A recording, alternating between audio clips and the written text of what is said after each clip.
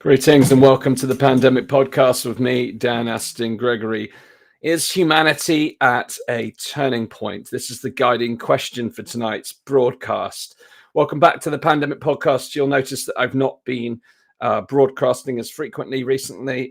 Yes, I've recently had a son. He's 8 weeks old now. He's played a part in reducing the frequency of activity, but more broadly, as the world around us has begun to transform, and the situations that we find ourselves facing, I've taken time out to take stock of how to navigate this changing environment, as I do believe that humanity is reaching this point of no return on its current trajectory.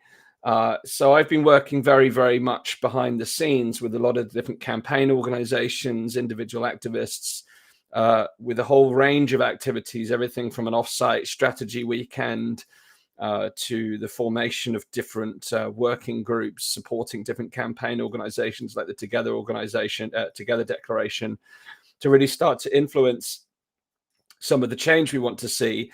And amongst all of this, been working on my own role within my own company, and I'm deciding my own future within this, because the reality is, I'm sure many of you who have become captivated with the transformation that the world is kind of enduring want to play a role somehow in crafting the future. And I do believe we stand at a crossroads in humanity.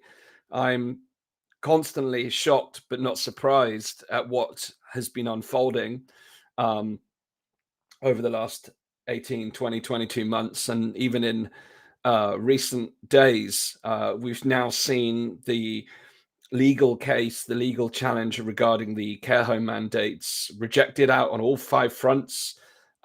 It's, to me, a reflection that the judiciary is just intrinsically linked to the parliamentary objectives and the wider objectives of this kind of greater reset that we're enduring. And as such, now going into winter, when we talk about protecting the vulnerable, I say we talk about protecting the vulnerable. We the collective we, use the term in its proper use, and actually caring for our loved ones, as opposed to creating restricted livelihoods for those who are vulnerable. But nonetheless, here we are at the face of losing 60,000 care workers because of their own personal choices or medical conditions that mean that they won't be getting vaccinated, and therefore they face a choice of get vaccinated or lose your job.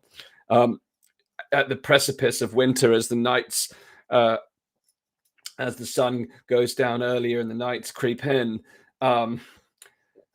and the cold begins to emerge, we witness the prospect of 60,000 people losing their jobs, who are responsible for caring some of Britain's most frail and fragile, the elderly, amongst these care homes.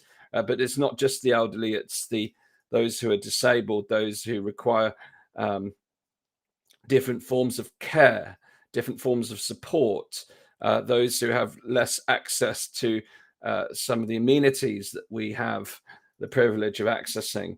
So 60,000 people who support some of the most vulnerable members of society are going to lose their job because of this draconian policy. But it won't stop there. It's very clear that it won't stop there. It's going to spill over into the NHS.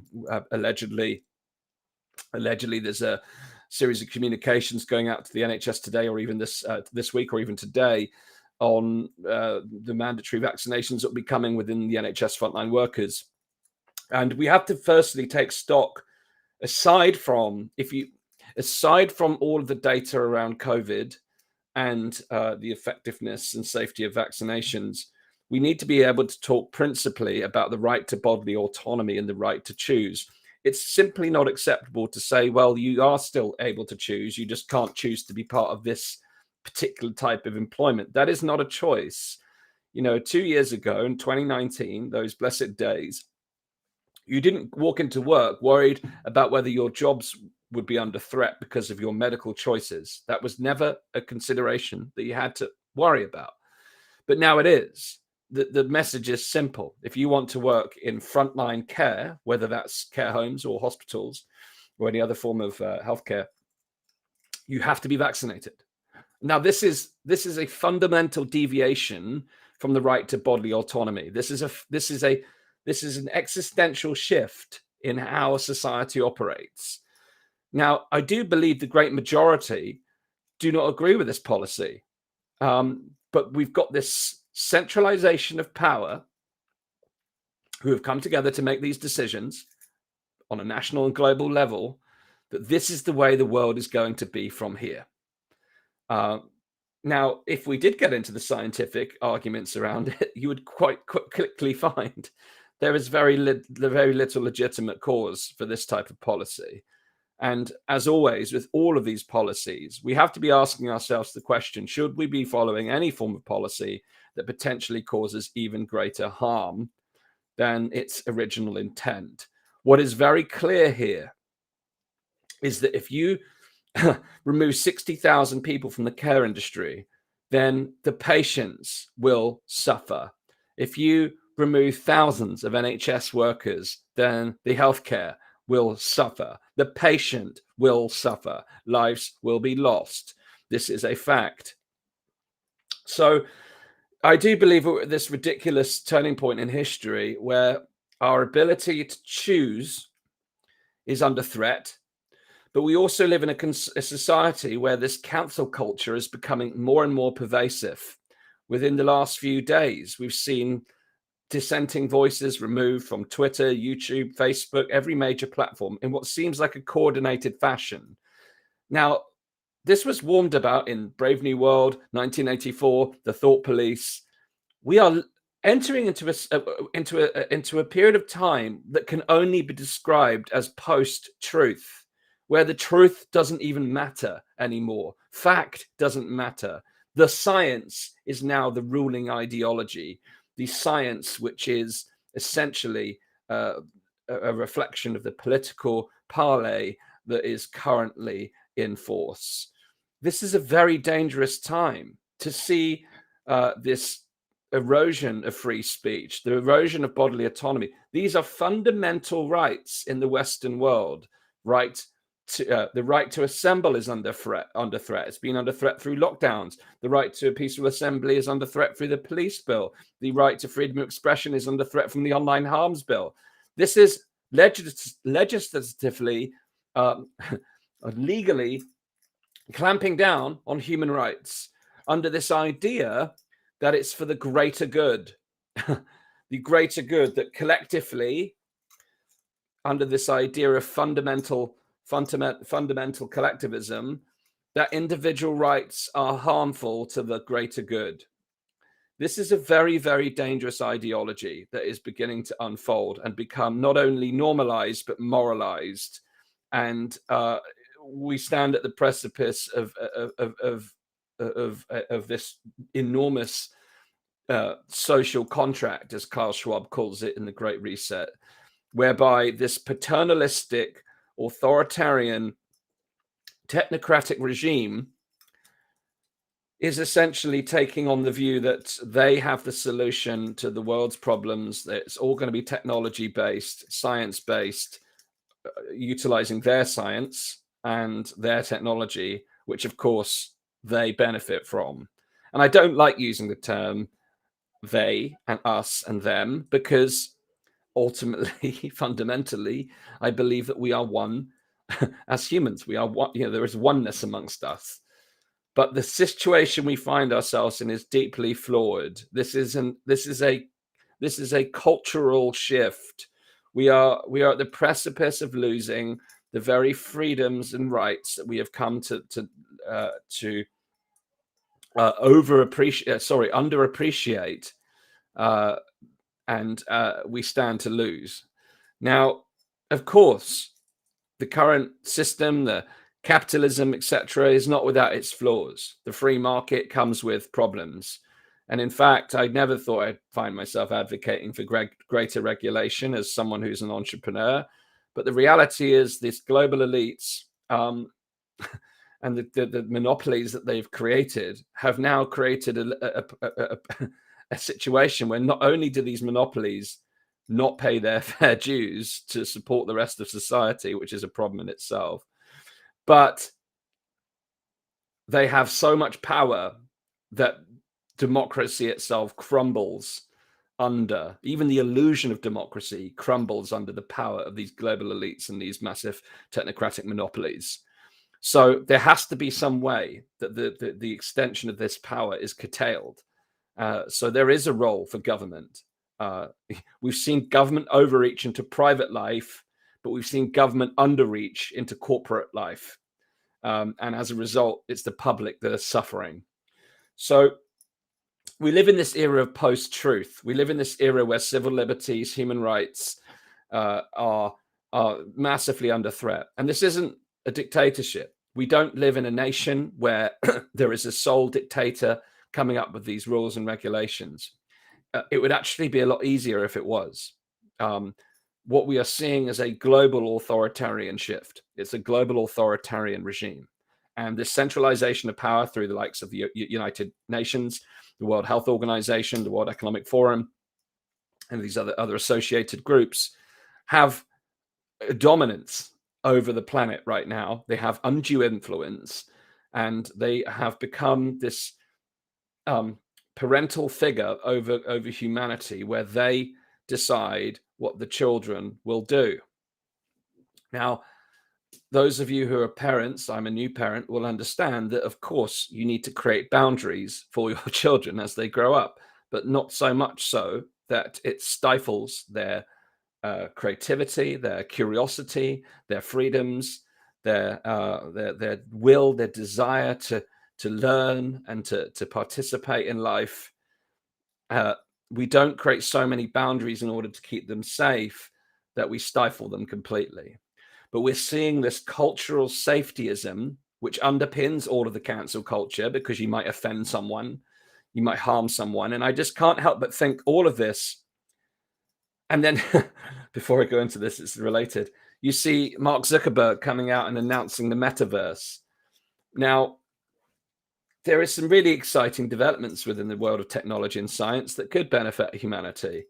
But many of these developments rarely come with an understanding or an evaluation of the spillover effects, namely the second order consequences, the adverse events, so to speak, using the terminology of the vaccinations, which in itself is another clear example where spillover effects are not only ignored but completely brushed under the carpet. But this idea that that Facebook are going to create this metaverse, and if you're not following the news of technology, this is essentially a virtual world. Metaverse is a virtual world that Facebook, or the company formerly known as Facebook, is seeking to create. Now, this isn't new, by the way. There's lots of gamers. If you're a gamer, you probably know many of these kind of gaming companies are already creating these kind of metaverses, these virtual worlds where, you know, you create your own characters, your avatars, you accumulate wealth within the games, you can buy property and land. However, the reality is we are going to be entering to a world where reality is a virtual reality that, and I predict, and I don't think it will take long, it's already happening very fast, where people will be buying virtual land in the metaverse, and people will be paying more for virtual land than they will be for physical land, and will be living within this kind of virtual world, living out this idealized version of ourselves with this fictional character, this avatar that represents who is an idealized version of ourselves. Which if any psychologists on this live broadcast would examine, they would very quickly understand that this comes with significant risks. We already see those risks within what I call 2D social media, in the sense that we have this narcissistic culture that's emerged where people get their self-esteem and self-worth from the number of likes and comments that they get on their posts, and people project this ideal version of themselves, this false reality that they don't live on a day-to-day basis, this dream life projected through filters. This is only going to be amplified in this metaverse, where we become essentially entirely disconnected from ourselves. And I find it, whilst I find it fascinating, I do find it interesting, this idea of building a virtual world. It is like The Sims. Someone mentioned it's like The Sims or Second Life, if anyone remembers that. But the problem is what people are doing are creating these fictional characters that represent themselves for these virtual worlds. And that's going to begin to cause a dramatic disconnect between who people perceive themselves to be and who they really are. And that the mental health consequences of social media are widely known. And this next phase of digital technology is going to be, it's going to decimate mental health because we lose touch of reality when we unplug from nature. When we decouple ourselves from each other. But you can also see where this is going in terms of this vast climate change agenda, whereby, you know, the idea that you'll own nothing and be happy and that you will just simply exist in your little box at home through this virtual world, which means you won't have to travel to work, you won't have to buy anything physically. You know, all of these things just stack up into this melting pot of this very bizarre future, this very technocratic future that is emerging. And of course, in the metaverse, the Zuckerbergs of the world get to create the rules, and we've seen that those with these narcissistic megalomaniac type tendencies, namely Zuckerberg, Gates, etc., aren't necessarily the people that we would want to be leading the future of humanity. So we are at a crossroads. This is a pathway where I feel that people, that ultimately what is underpinning this is a disconnect between ourselves and our own soul. It's a disconnect between technology and reality as human life. There's a disconnect between ourselves and nature. There is a separateness, this separate sense of self, this egoic reality that is emerging.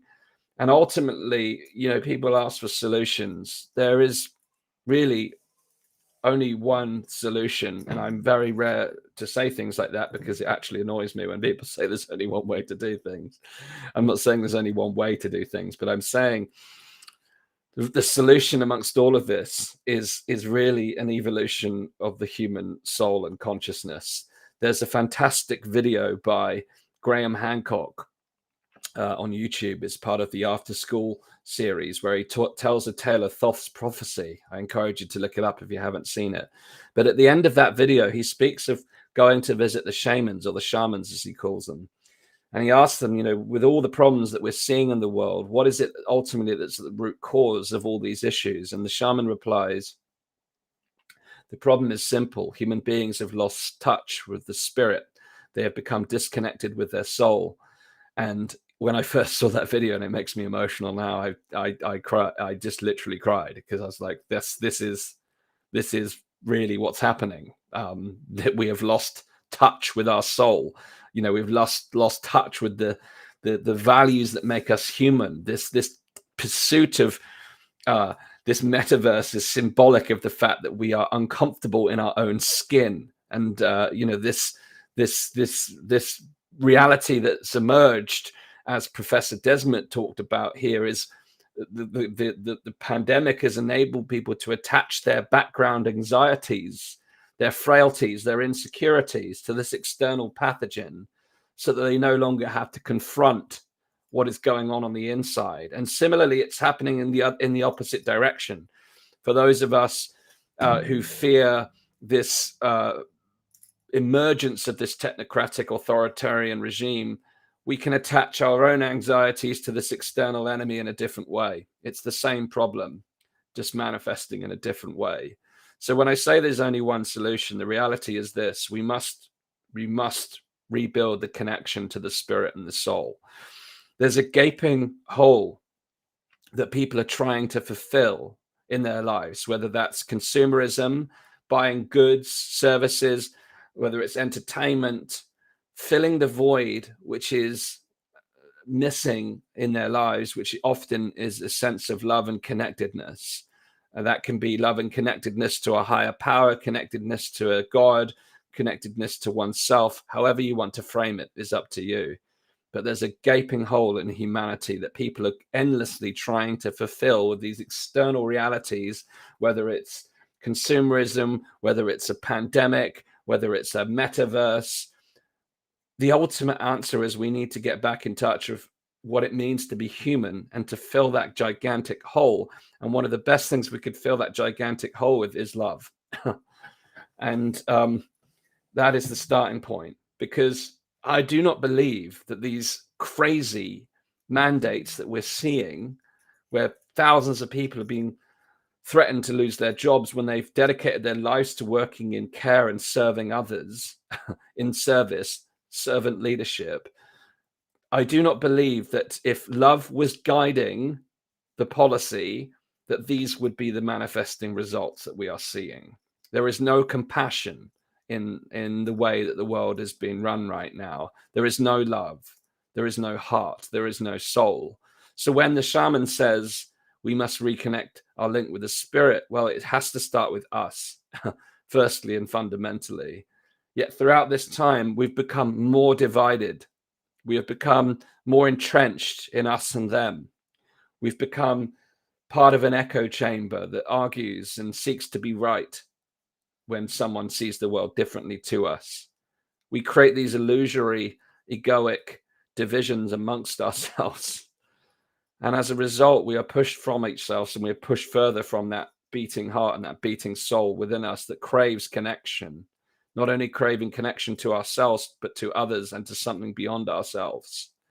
And isn't it fascinating that this transhumanism that is manifesting, transhumanism is a word that's often misunderstood, and it comes with its own kind of knee-jerk reaction to what it means. But transhumanism itself is born out of the desire to extend human life. I don't know many people who don't want to live a long and full, healthy, happy life. And many of us, if we could, would want to live longer to enjoy this beautiful planet that we live on and to spend time with those wonderful souls that we get to connect with, of course. But this idea that we can extend our life indefinitely, this idea that technology can replace the soul and that we can download our mind onto a device and therefore live eternally, well, may end up becoming a reality in terms of a practical sense. If I become a robot in the future, you won't be talking to me. You'll be talking to an algorithmic reflection based upon the patterns I've demonstrated in my life. But my soul has moved on. We will never replace the soul that exists amongst us.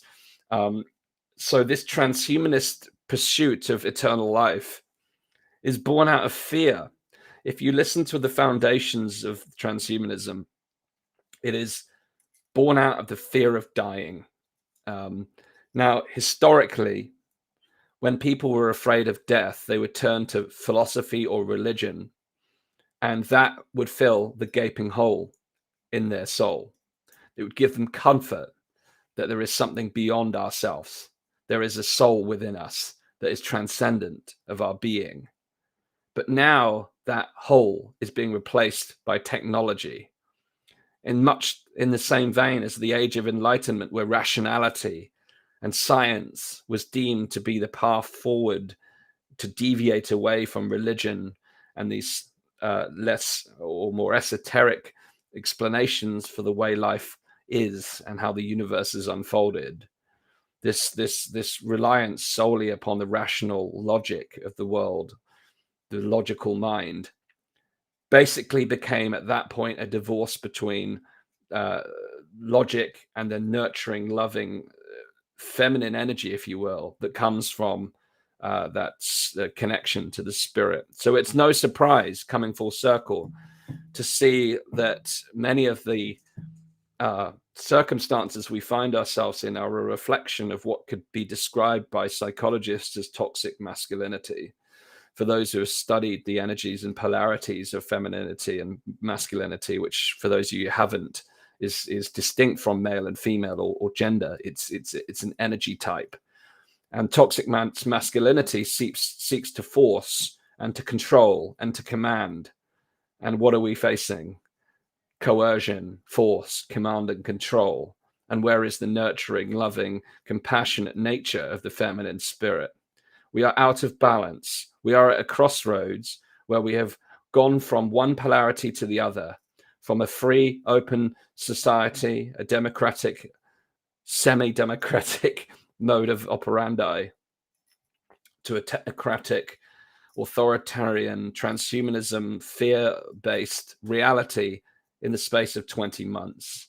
But this 20 months, this 22 months, however long it's been, is a culmination of decades of rot and erosion to this point. Cultural safetyism has been growing astronomically. The cancel culture has been growing astronomically. A lot of the issues that come from all of that piece around cancel culture comes from the very thing I've been talking about here, this disconnection from ourselves, disconnection from our soul, the insecurities within ourselves that we've failed to tackle. All of this insecurity, this collective anxiety, this collective insecurity, this collective fear has manifested itself in what we've witnessed in 2020 and 2021. And we've been subjected to a constant, never-ending bombardment of fear. And as a result of that, we've become even more disconnected. We've become even more lost. Well, we are at that crossroads, and we have to decide which direction, which fork in the road we will choose to follow. And some will blindly follow the path that we are currently on, the trajectory that this last 20 months has created. But some of us will open up our eyes and look ahead, and we'll see a brighter path ahead. And we'll see that even though we do not know what that path will hold for us, that we have the strength, the fortitude, the creativity to walk that path in solidarity, knowing that we can create the future. Because we often spend our time in fear of what could happen. You see, fear is an acronym for false evidence appearing real.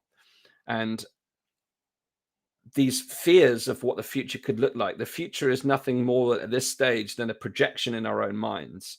And at this moment in time, that projection of what the future will look like is being created by a small handful of people and groups with an enormous amount of power and wealth. Well, there is a limitation to the level of imagination that a small number of people can cultivate. And when there are billions of people on the planet who amongst themselves have incredibly powerful creativity, incredibly soulful energy amongst them, then I truly believe in the power of the human spirit to transverse this particular situation and to actually walk a brighter path and to restore the values of love and compassion and peace and connectedness and belonging and truth. And truth, we cannot allow ourselves to enter into a world of post-truth where facts don't matter. But even where facts matter, facts of themselves are part of the problem, because when we rely solely on logic and rationality and we divorce ourselves from that part of us that is unexplainable, that beautiful part of the soul that we cannot quite fathom, that miracle of life that connects all of us, well, logic doesn't necessarily have an answer for all those things, and we shouldn't be afraid of that unknown. We should embrace it. We should embrace that gaping hole and recognize that it is there and it's always filled with love, and there's things that we can never explain, and that human spirit is part of that fulfillment that can guide us. So I do believe we're at a dangerous crossroads, but I think there's enough of us to turn the tide. And it's going to be a long journey, but what an exciting journey it's going to be, because we get to start by turning the page onto a blank page and decide to craft the future that we want to see. Now, it's not going to be easy. The forces we're up against are magnificent. They are huge, gargantuan. But as Professor Desmet said on the podcast recently, the harder the authoritarian pushes, the more resistance it creates, and the more self-defeating it becomes.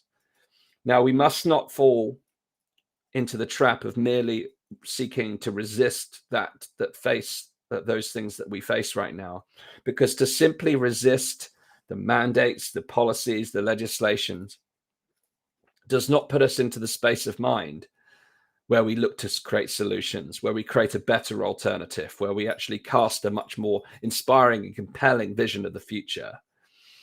And I had the great pleasure of working with over 30 different campaign groups in the last few weeks, represented by 40 people.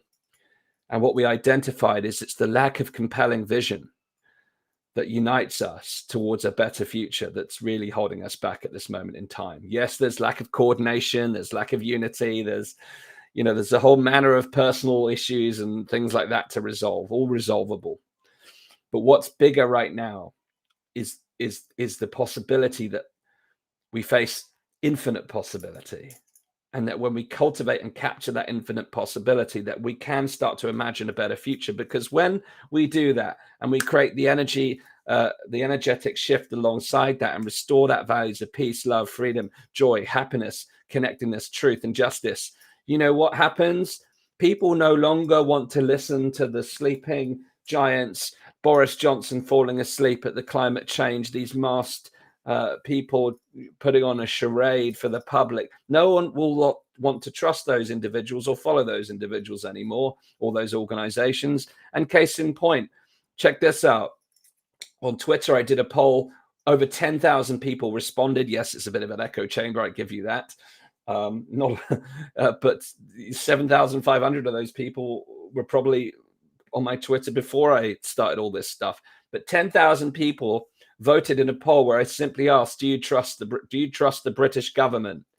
97% of people have said no. 97% of people said they do not trust the British government. Of 10,000 votes. Now, that got retweeted and retweeted, so you can't tell me that was only retweeted amongst the echo chamber. Ultimately, the people of the United Kingdom, a reflection of the United Kingdom, do not trust the government. The next day I asked, do you trust the United Nations to represent the interests of the people and the planet? The same result.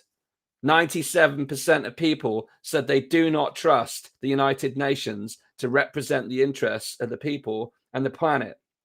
Guess what I did today?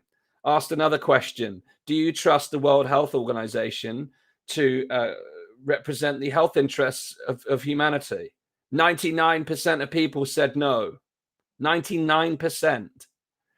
Now, whilst this may be a reflection of a subset of humanity, I believe there's a much broader dissatisfaction and frustration with the world as we face it. And actually what we've experienced in the last 22 months is a distraction from that very fact that the world as we know it is on a dangerous trajectory run by people who are not the people or organizations that should be responsible for the future that we can create from here. So we are at a turning point, but like many prior crises to this COVID pandemic, whether it's a world war or a financial crisis, with every crisis comes with it an equal or greater opportunity. And our opportunity right now is to say, look, enough is enough. It's time to move on, and it's time to move forward, and it's time to build a better world in the shell of the old, because the arcane way of leading and running and manifesting this world, as we've seen, has not served us. In fact, those who try to seek to solve the problems of climate change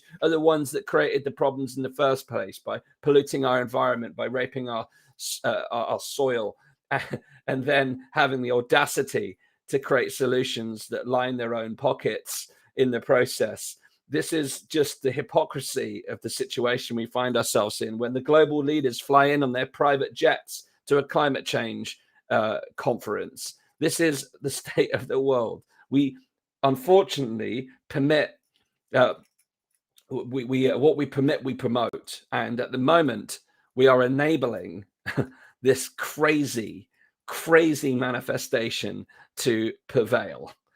It's time to say no more. And it starts by individual acts of conscious love and conscious action, which begins with deciding yourself as an individual, because you are worthy and valuable as an individual, unlike the current powers that be would have you believe. You are worthy, you are valuable, you are a wonderful soul, you are incredibly valuable to this planet and your family and your friends and the people around you. And it's important to recognize that you have a part to play in leading the change that you want to see. That we cannot keep throwing boomerangs out, creating similar structures that represent the structures of the old and expect things to change. We have to play our own part individually and collectively amongst ourselves to create the future.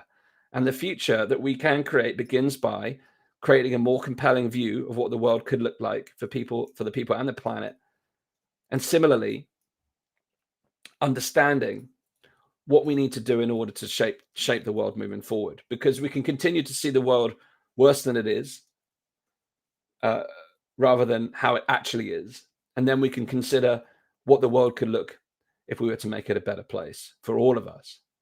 And it starts with each one of us.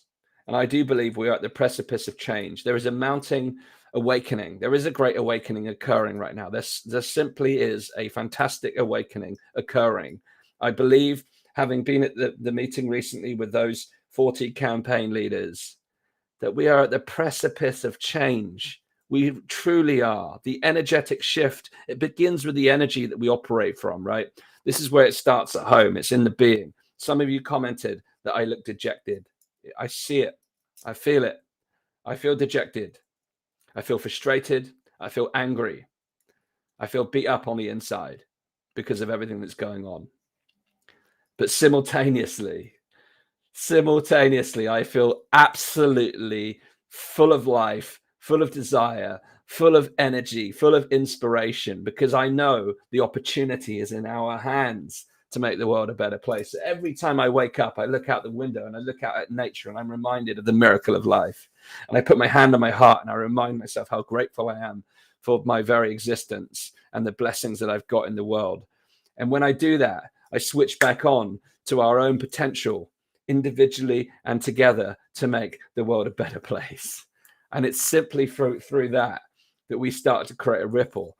And I'm someone who lives, I've learned to understand and appreciate the yin and the yang, understanding that we are both logical and emotional, spiritual, and we're able to work practically in the things that we do, but it's also about how we are, our being.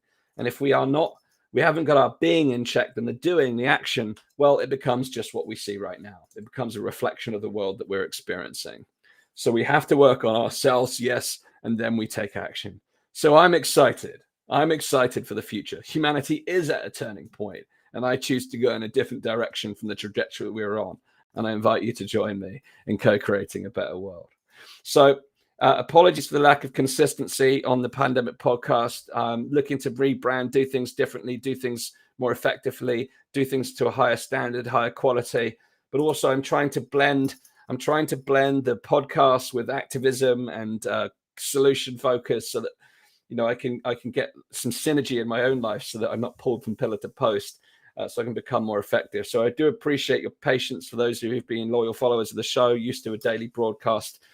We will be more frequent soon. The last thing I'm going to ask you to do, if you haven't done so already, please just take a moment to subscribe to the Pandemic podcast. It will take just a minute of your time. Just go to danjgregory.com/pandemic. By subscribe, all I'm asking you to do is join our mailing list. If you join the mailing list, you will be taken to a screen where, if you choose to do so, you'll be given the opportunity to support the show in different ways, including donating to the content to help us build the team and actually do things more effectively and professionally. But that's entirely optional. But just join the mailing list so we can keep in touch. This is a war on truth. Several of my guests in the last couple of weeks have been deplatformed, taken off social media, and we must stay connected. So just take a moment, if you can, to join the mailing list at danjgregory.com/pandemic. I'll be back tomorrow with an interview with Jeffrey Peel, where we're going to be talking about the prospect of digital IDs and the consequences for humanity, about creating a divided society based upon medical criteria and every other potential facet that could evolve. So please do join us tomorrow. Watch out for the details on social media and on the mailing list. I'll be sending you the details. Thank you very much for tuning in. It's been a wonderful conversation. Love to see the comments, and thank you so much for sharing and participating. I'll see you once again tomorrow. Good night and peace and love to you.